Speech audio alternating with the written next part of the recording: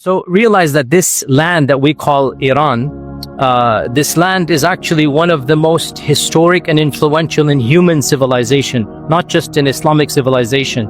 And even from the earliest of times, from the earliest of recorded histories, this land produced some of the most important figures in global history and some of the most powerful civilizations known to mankind.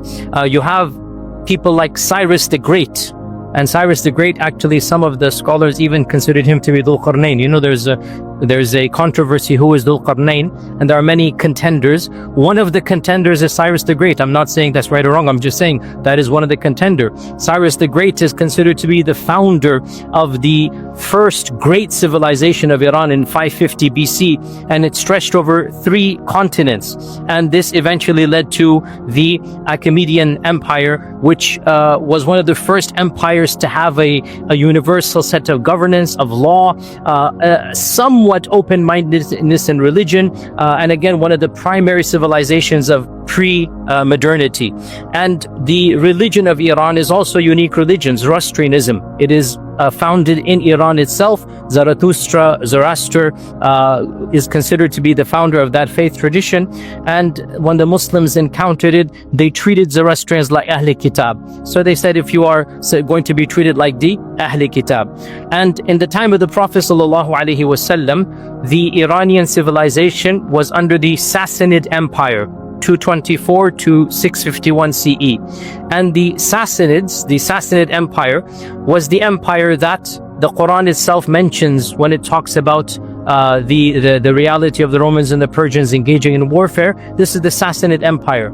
And it was also the last great king of the Sassanid Empire, and that is Khusro Parvez, that the Prophet ﷺ interacted with, he wrote a letter to. And if you know, famously, when Khusro Parvez, also called Kisra, when Khusro Parvez, he tore up the letter, the Prophet ﷺ said, Allah will tear his kingdom up like he tore my letter up.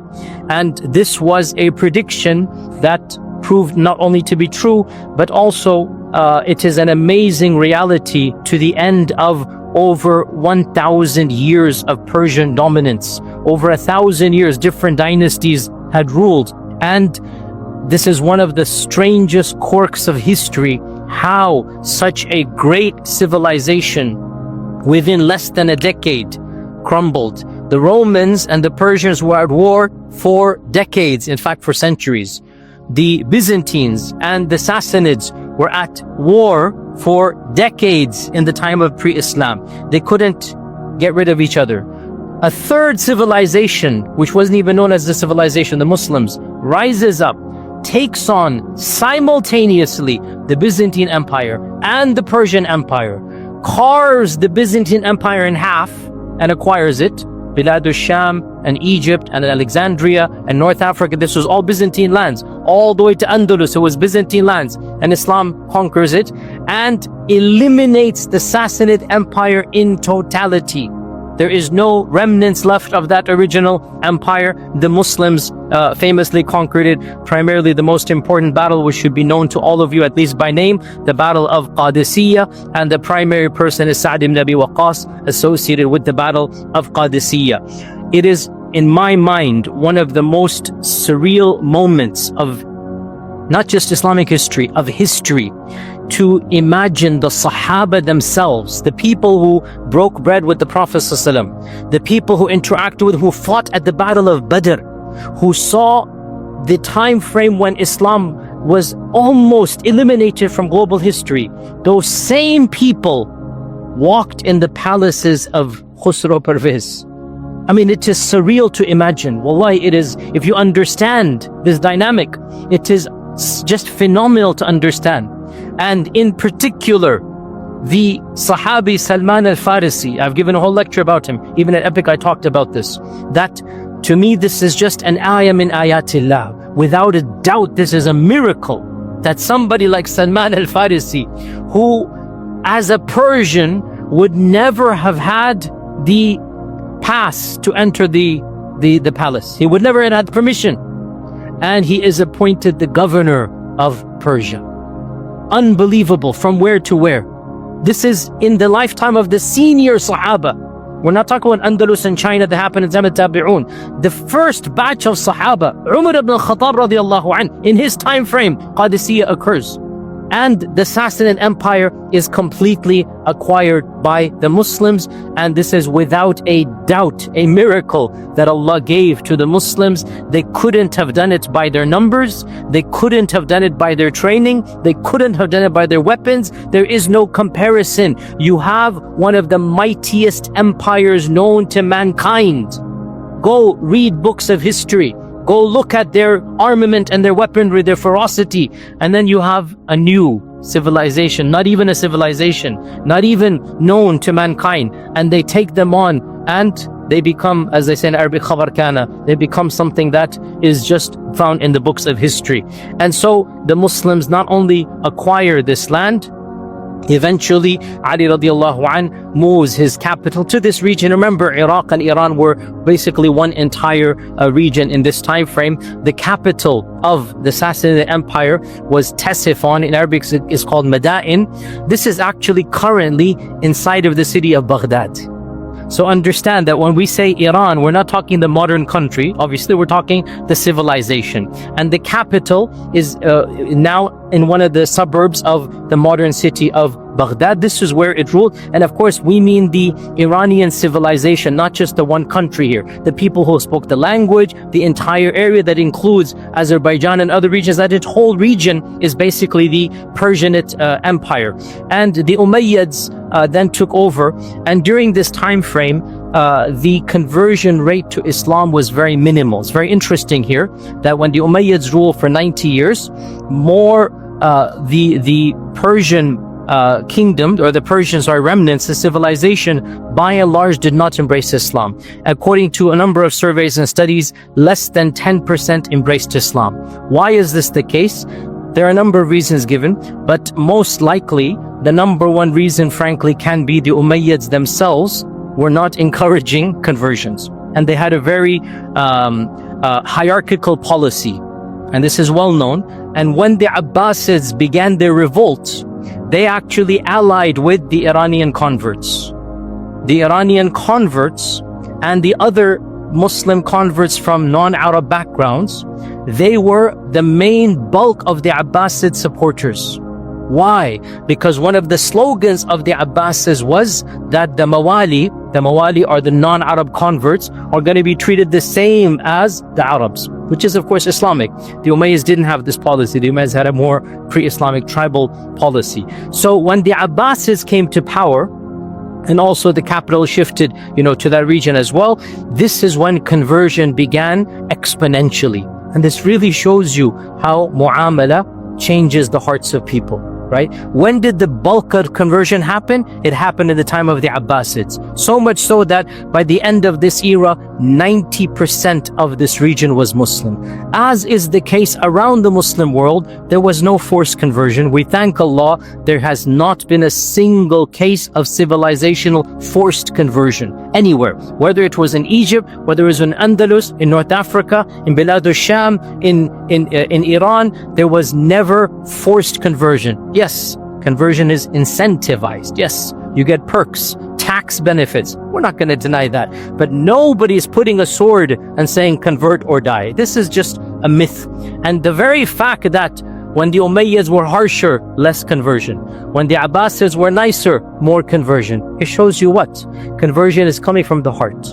Conversion is coming when people see the beauty and the good, and then they embrace Islam. So by the end of the Abbasid time frame, we have estimates now, these are all modern surveys done, up to 90% of the population had now embraced Islam. You can see almost 100% Muslim. As in all cases, there are pockets to this day. Egyptians are 10% Copt, even in Bilad al-Sham and in in Lebanon, others, you have the Maronite Christians, you have the Coptic Christians, the Nestorian Christians. Islam never eliminated all faith traditions. And you still had Zoroastrians and Christians in Iran and Jews in Iran. You had some of the largest groups of Jewish people. Why? Because when they fled Byzantine lands, the emperors of Persia welcomed them to come in. This is pre-Islam. So you had large groups of Jewish people living in Iran as well. And when the Muslims came, they allowed them to remain as they are. It is true, many of them would not like this, and so they went to other places to get their taxes over. That's true.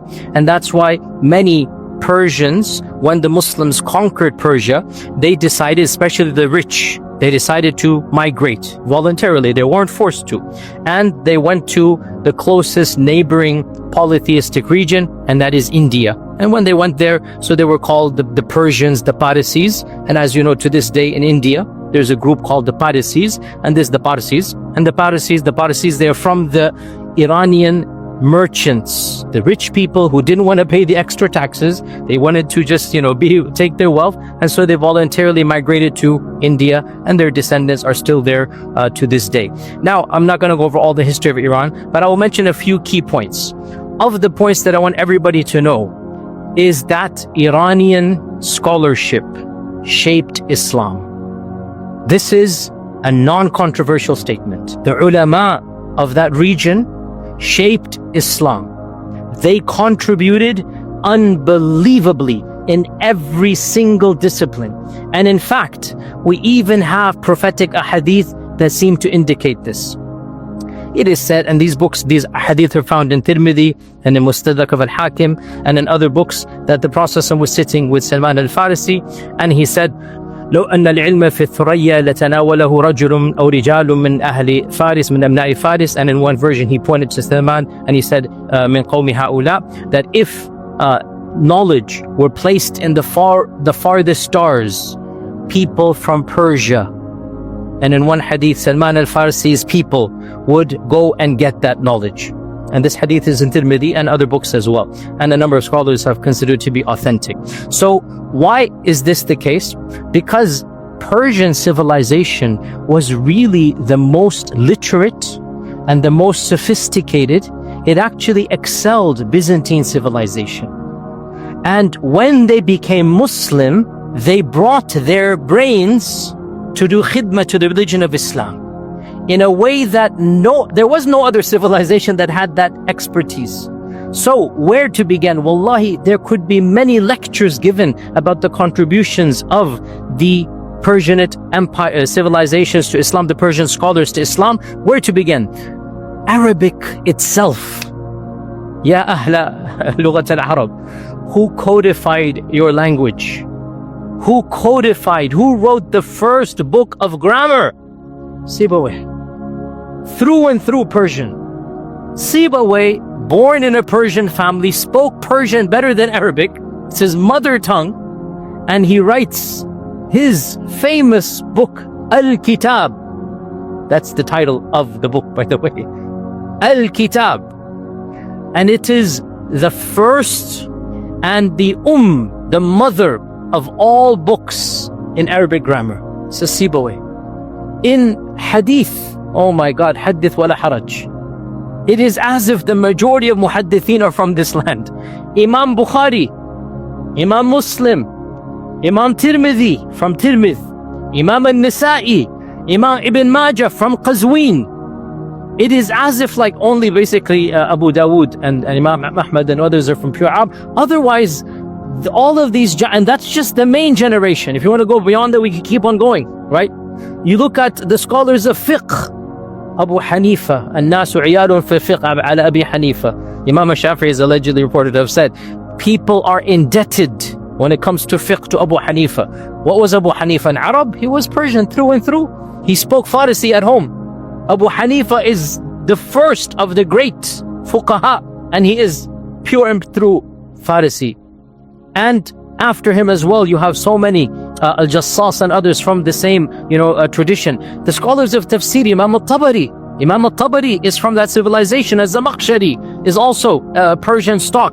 The scholars of aqaid and ilm al-kalam, Imam al-Juwayni, Al-Ghazali, through and through Iranian.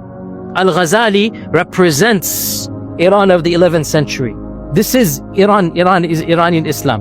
Al-Ghazali, born in Islam, born in Iran, born in Tus, born and raised, lived there, and then at the end of his life he becomes the rector of the university. But otherwise he is through and through, he is Iranian. And you have so many others as well.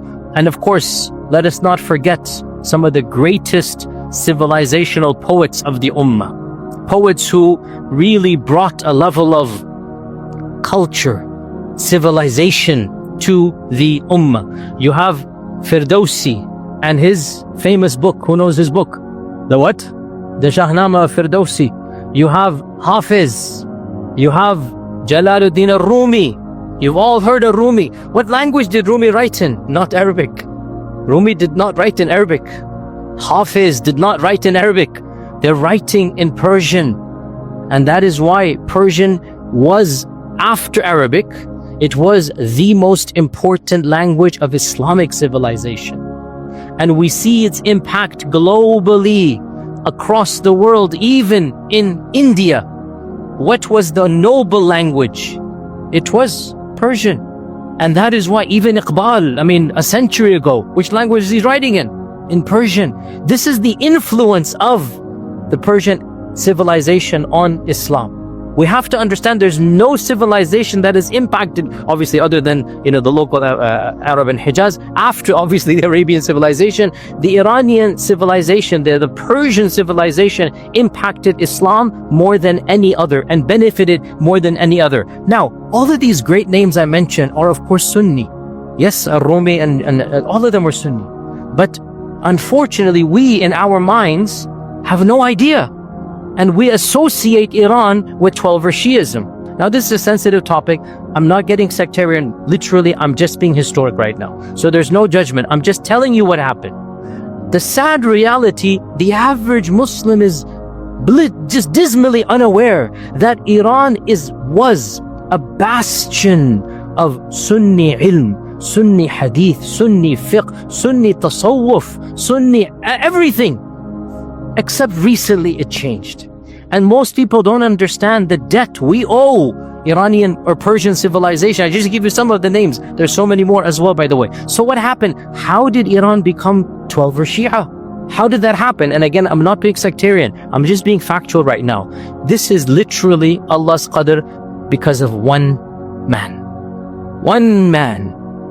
Of course, he founded a dynasty, but it is one man. One person made this decision and enforced it. And that is Ismail as-Safavi. Ismail as-Safavi. This is the person whose name you need to know when it comes to this reality. And this is relatively yesterday, 1501 CE, 500 years ago, right? For the bulk, 1,000 years, Iran was a bastion of Sunni ilm and of Sunnism. Shi'ism was not associated with this region. It was associated in small pockets in Kufa and in other places. There was a small area as well in Lebanon. It was associated with Tashayyu' from the beginning of time, especially Kufa. It was Eastern Iraqi phenomenon. Iran had nothing to do with 12er Shiism. It was only recently. What happened? Long story short, it's a bit complicated, but the founder of this dynasty, Ismail as-Safavi, the Safavid dynasty, actually the origins of this family have nothing to do with Iran even, believe it or not. His father, Ismail as-Safavi's father, was the founder of a messianic, cultish, extremist, Shiite, Sufi, jihadist tariqah. All of those adjectives. Literally, I'm not exaggerating. It was a bizarre cult called the Qizilbash. The Qizilbash. His father, Ismail's father, founded it. They were not mainstream 12er Ja'faris. They were not. They were their own version of Islam. If you want to look up the Bektashis, they were similar to them. If you want to look up the Turkish Alevis, they're similar to them. These are some, just esoteric group. They're called the Ghulat groups. They're a different strand. And his father, Ismail's father, founded a messianic end of times. Cultish, giving bay'ah just to me, blind following. Jihadist, like we're going to fight everybody that doesn't follow us. Sufik, yes, they were in their own version Sufik. And Ghulati Shi'i order called the Qizilbash. And more is messianic figure. People flocked to him. They would wear a bizarre turban, and that's why they got the name Qizilbash from. It's like a red turban. They would have it. The term means red turban with 12 prongs. So Qizilbash is what they would wear. And in one of these battles, his father died. So the group took his young son and they said, you are the next Mahdi or Messianic figure because you're the son's father. You're the father of your son. So they took him far away and they protected him. They obeyed every order of his. They treated him almost like a demigod, even as a child. So he grew up with these bizarre notions in his head. When you're treated like this, even as a 7, 8, 9-year-old, when you're given those, importance, he felt himself divinely, not just protected, not just guided, appointed.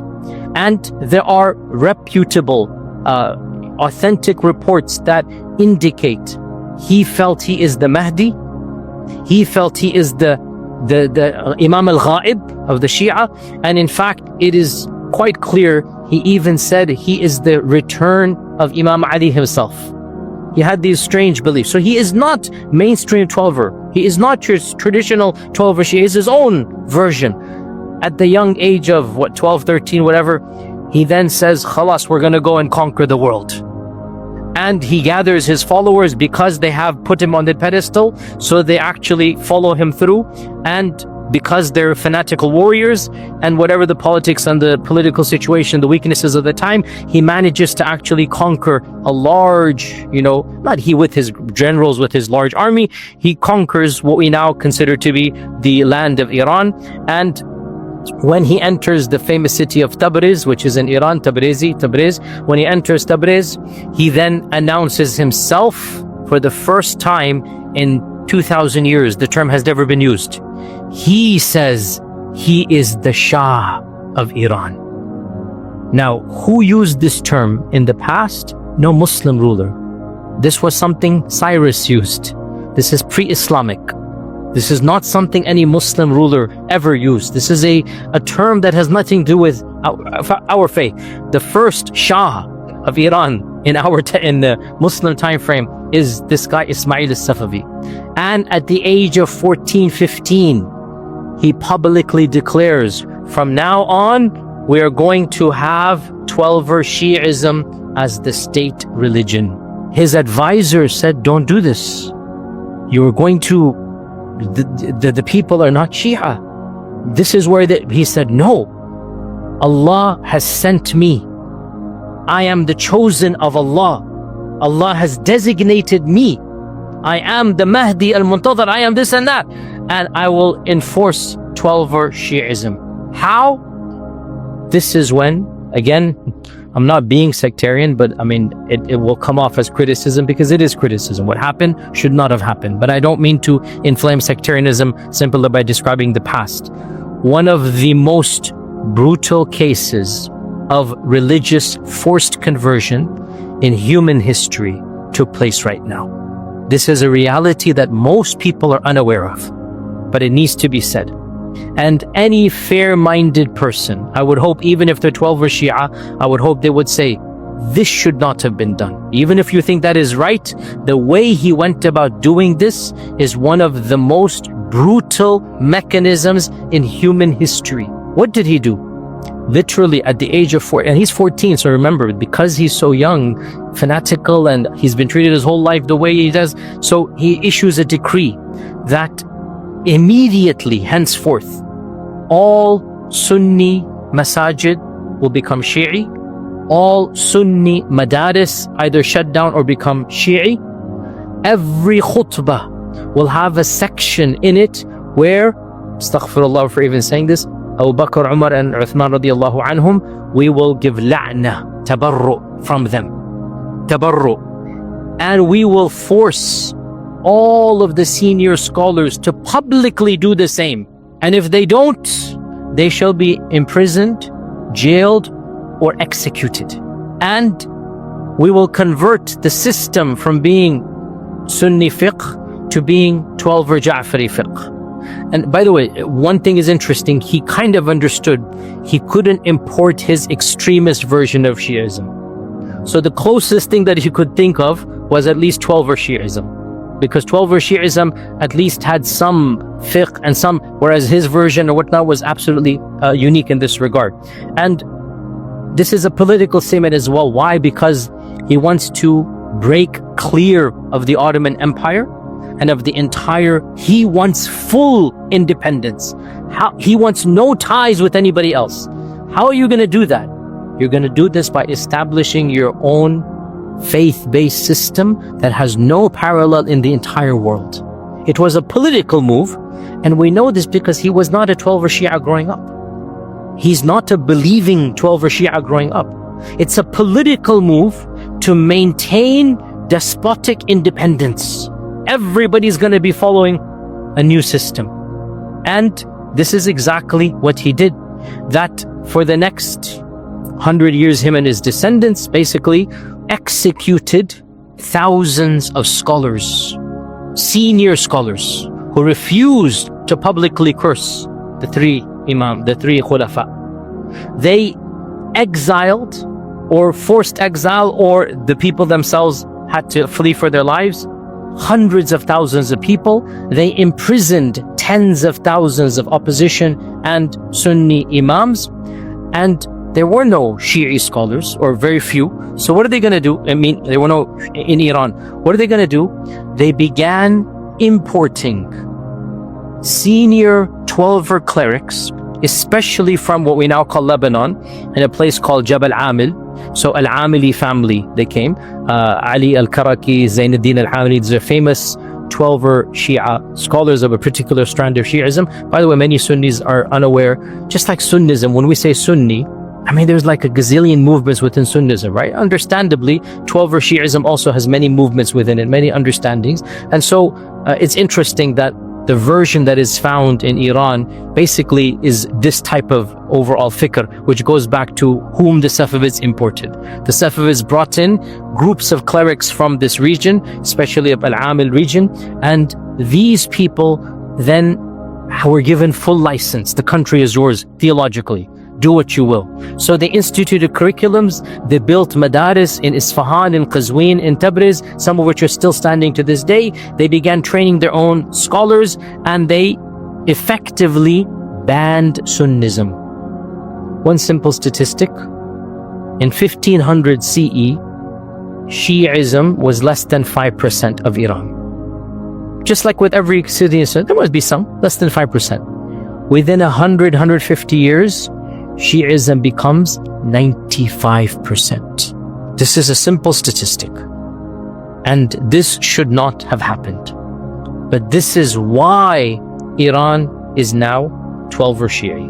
Because the Safavids politically wanted to break away, and they wanted full independence, and they wanted theologically no ties with the rest of the Ummah. Understandably, the rest of the world was not happy with this, especially the Ottoman Empire. The Uthmani Khulafa were extremely incensed and enraged, and the Ottomans and the Safavids went to war multiple times. There was extreme rivalry, there was geopolitical competition, there were a number of military confrontations. Even senior famous Suleiman al-Qanuni, others of the Ottomans, they have famously harsh remarks against the Safavids. They decried the execution of these ulama. They considered the Safavids to be like the work of the devil.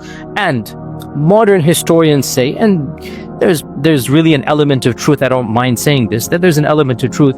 Modern historians and political analysts say the hatred between these two dynasties kind of sort of still remains to this day in much of the Sunni Shia rhetoric, i.e. the Sunni Shia hatred that we see in our times. Yeah, it's always existed to a certain extent. As you know, I'm not sectarian. We have to disagree without violence. This is my stance all the time. I don't agree with their theology at all, but in the end of the day, we should not be physical against another person if they're not physical with us, and we have to be careful about fomenting extra hatred. And the fact of the matter is, in many times of Islamic history, that was the reality across the world. Why is there so much animosity between modern Sunnis and Shias? There is a theory which has a lot of legitimacy, that this actually goes back to the Safavid or Uthmani conflict, that the scholars of both began extra sectarianism against the other, because there's this war going on, because there's actual battles going on. So that kind of sort of remains to this day. And if you look at it, some of the senior people that are quoted by both sides, they go back to this era, that there's a lot of animosity during this time frame. Nonetheless, so this is where it became Shi'i. Let's skip over the next 400 years, the Nadir Shah reign and the Qajar dynasty. Let's get to modernity and then finish off, inshallah ta'ala. So in 1921, the end of the Qajar dynasty, one of the modern military generals or our young army officers, his name is Raza Shah. He overthrows the last of the Qajar kings and he establishes the Pahlavi, the Shah dynasty. He establishes the Pahlavi dynasty. And World War I happens, World War II happens, and in World War II era, the Iranian people, they seem to gravitate towards freedoms, democracy. They want to make the Pahlavi king nominal, just like the Queen of England, or the King of England now, and form a democracy. And that's actually what happens. They form a parliament. So the Iranian people now, there's a new excitement, there's a new world post-World War II, and they elect the only free and fair elections in the history of Iran in 1951. This is very important. The only free and fair elections where the people are voting. Candidates are saying who's going to be, and they elect their prime minister, and his name is Muhammad Musaddiq. And by all accounts, Muhammad Musaddiq is well, without a doubt, he is very educated. He is a genuine leader who loves his people. There's no question. Go read his biography. He really wanted good for his people. And he realizes one of our biggest problems is our oil is controlled directly by British Petroleum, BP. It was called something else, but it's BP that became BP. You know, BP is the largest oil company in England, BP, right? And BP had written a contract with the king. They had not first dibs, they had full rights to the oil. They would mine, they would extract, they would purify, they would sell, and then for every dollar, a few pennies to Iran. This is blatant modern colonization that happened. Muhammad Musaddiq understood this is not going to work. You are fleecing us. You are bankrupting us. So one of the first things he does, gets rid of that contract and says to the Iranian people, this is our land, this is our oil, let's make our own company. And that's what he did. He nationalizes the oil. But you see, the superpowers don't want you to have your own wealth, do they? They don't want you to have to control your own resources. If you are not careful, they might even invade your country in the middle of the night and arrest you with your wife and drag you back here because they want your oil. But you see, back then they weren't that blunt. You would think we would learn more, but no, we're actually more blunt now. So, Mr. Winston Churchill, you've heard his name? Mr. Churchill is in charge of BP, well, England, but that is BP, right? This is the modern East India Trading Company. That's the modern version of it. Wallahi, history repeats itself over and over again. Oh, Indian, Pakistani, Bengalis, what is the East India Trading Company? It is because of that company that so much havoc and chaos exists in our world. And what was it? It was an extension of the British Parliament. That was the real British policy. Go back 300 years, the same thing. 100 years, the same thing. Instead of East India Trading Company, is a British Petroleum. Same concept. And so, can you believe, I'm not making this up. Wallah, you think I'm gonna, no, this is real. Winston Churchill calls up America, says, help me. The Iranian people have gotten rid of our monopoly on the oil. And again, this is such an interesting, I wish I could go more here. In some ways, I know this is idealistic, by and large, our country, the US of A, was by and large isolationist for much of its history. Because the founding fathers had seen what happens when you interfere in other lands. And they didn't want that. So the spirit of isolationism, that's why World War I, America had to be dragged in. They didn't want to be involved. To the very end, and even that, they say was engineered, but it is what it is, right? But during World War II, when the superpowers of Europe all crumbled, a vacuum is created.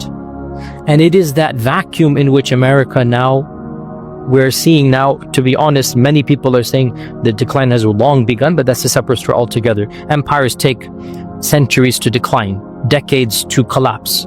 And this is we're beginning to see this reality now. So in this point in time, America is still somewhat of a neutral player, somewhat, relatively speaking. And Winston Churchill, because of World War II, is bankrupt. He doesn't have the resources that are needed. And so America decides, in conjunction with England, that they will get Iran's oil back. How do they do this? Now, I know some of you will think I'm telling you conspiracy stories. You don't believe me? Log on to Wikipedia, very, very trustworthy source. Log on to any website, go read any academic book. I'm going to tell you the absolute truth. There is no conspiracy. In fact, the original documents are also available in this regard. World War II had seen the creation of a new entity here in America. It was called the Central Intelligence Agency, the CIA. This is brand new. World War II caused America to realize we need foreign influence.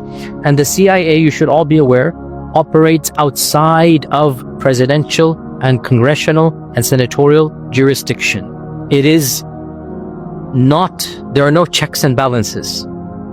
It can do anything and get away with it. Whereas technically the FBI cannot. Technically, no organization within America can get away. You can technically, even now what we're seeing with ICE, the state is suing ICE. Minnesota is even now there's some checks and balances, right? You cannot do this to the CIA. The CIA is black box. It's its own entity. We should all know this. This is the newest American organization now, post-World War II, and I'm not making this up, the first project assigned to them: overthrow Muhammad Mossadegh and reinstall the Shah with full power. No questions asked. Get rid of democracy, get rid of the parliament, and get the oil back. This was the task handed to the CIA. I'm not making the wallah, I'm not making the, go read this. And this is called Operation Ajax, AJAX. Go look this up. Operation Ajax. So, long story short, in 1951, 52, 53, all of this time frame, Operation Ajax, along with some help from the British, but this is primarily an American thing. Here's the irony. The Brits called the Americans, wanting the Americans to help to get the oil back to the Brits. But of course, when you call in the big bully wants his share. And in fact, why would he give you any share? So, I don't know how Churchill reacted when the end that, but it was not, in any case. So, the CIA begins funding specific mechanisms to start fomenting the perception of hatred against Mossadegh. Again, it sounds so bizarre, but go read. This is now well known. Freedom of Information Act has made all of these documents public. By the way, who funds the CIA? Our tax dollars. Understand this point, right? Because the funding comes from American taxes, but there's no governmental oversight. There's no checks and balances. So the CIA has 10, 15 things they start doing. Of them, paying broadcasters to have their scripts of the news read rather than local journalists, i.e. controlling the media. Of them is doing things in the streets, thugs, whatnot, to destabilize civil society. You know, like accosting people, killing people, whatever it might be, like street crime and street harassment, so that people start thinking Mossadegh's not doing a good job. Of them, hire, wallahi this is true, hire thousands of people with nominal fees, $5, $10, $20, to go protest in the streets against Mossadegh. I'm not saying anything about right now, I'm simply saying this is what happened in 50s, that's all I'm saying. The CIA paid people to go and protest in the streets, to create the illusion that there's a lot of anger. And what's going to happen? It's human nature, even if you are not paid. But when you see 10,000 people chanting something like, yeah, maybe they're right, yeah, and you get swept up as well, right? You create the circumstances. And in that, after, all of this, what is said and done, in the end of 1953, the Shah issues an executive order, similar to Hitler 20 years ago, in order to achieve stability. In order to shut down all of this chaos, you have to give me my rights back. I have full control. I abolished the parliament. And for the sake of your peoples, your safety, I have to be your king as a real king.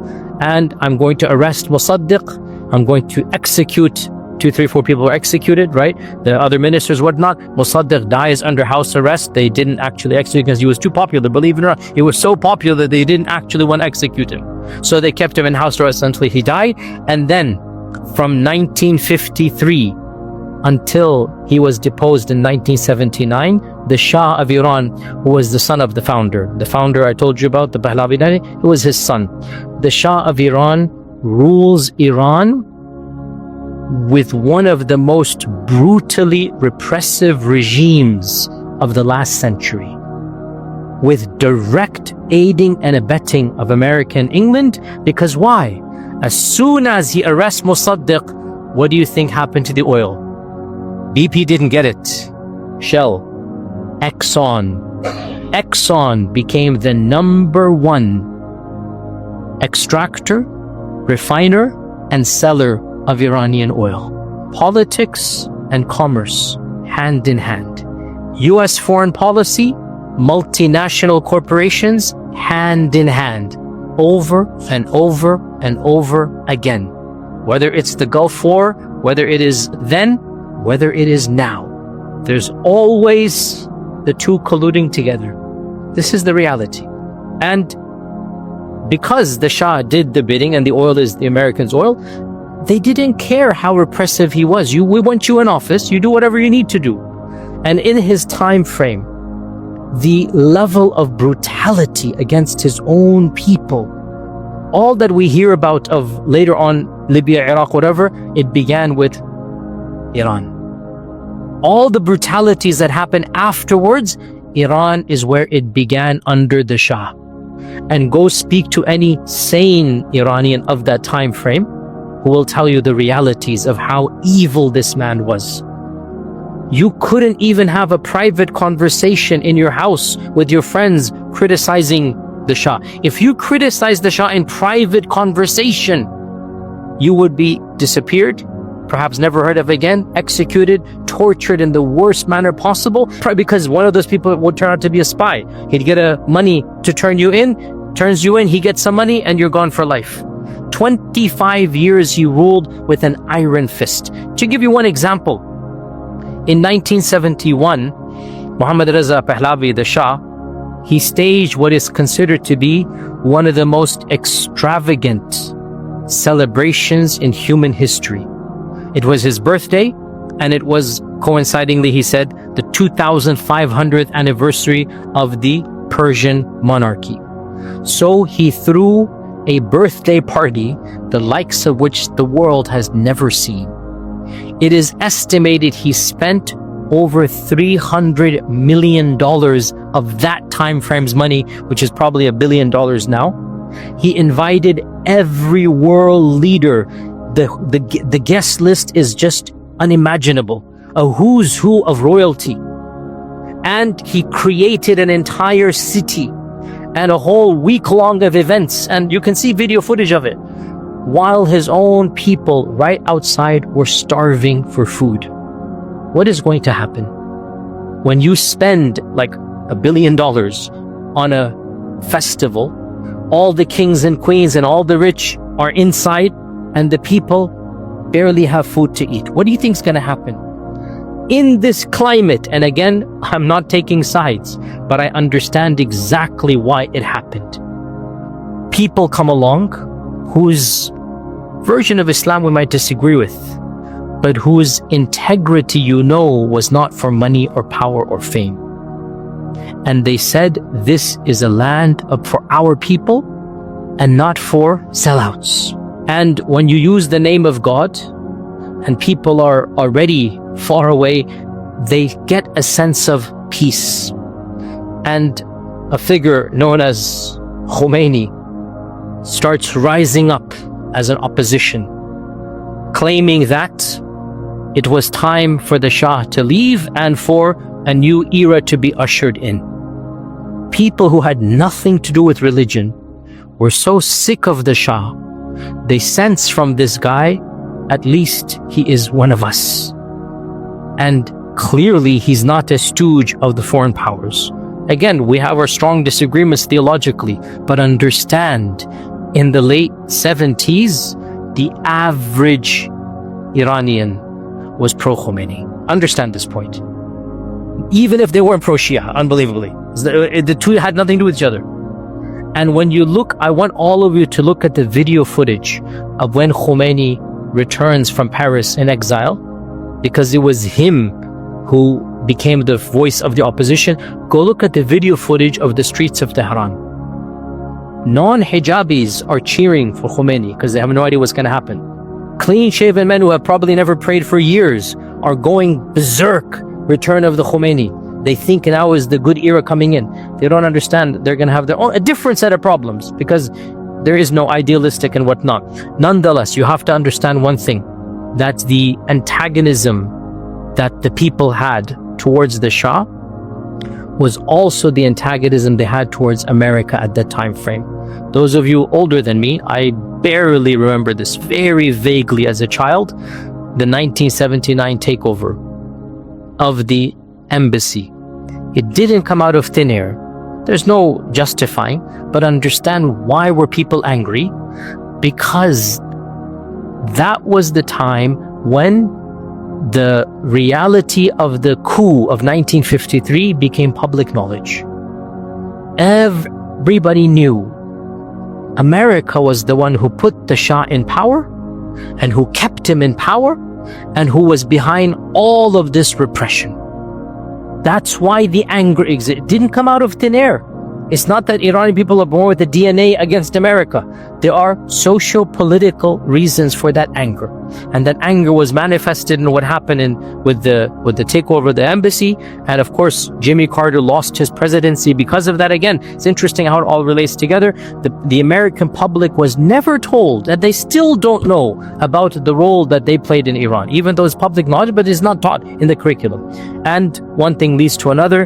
But here's the point I want to conclude on this.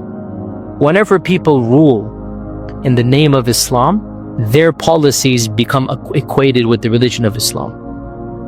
It is never a wise thing to do this. We see this reality around the globe, whether it's in Sunnism or it's in Shiism. When you rule in the name of Islam, any mistake you make is associated with the religion. And this current regime, even though without a doubt we are not sympathetic, I'm not sympathetic towards them, but what makes it more difficult is that their incompetencies and their problems have actually led to people hating the religion of Islam because of them. And this is well documented, that of the highest rates of apostasy in the Muslim world are in Iran. This was not the case even under the Shah, because nobody blamed the Shah and Iran together, Islam together, sorry. The Shah never said he's doing it in the name of Islam. You want to get angry at the Shah, it has nothing with your religion. But when you have an Ayatollah, when you have a religious cleric ruling in the name of religion, or you have another group, whether they're in Afghanistan, whether they're anywhere else, ruling in the name of religion, their policies, when they fail, in the eyes of many people, it becomes a failure of religion. And so this is why we are seeing in YouTube such anger even against the religion, a'udhu billah. There is no excuse for what these people are doing.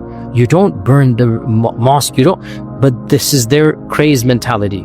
Bottom line, I don't want to become political analyst here. Simply understand that history teaches us we should not be naive and take things at face value. History teaches us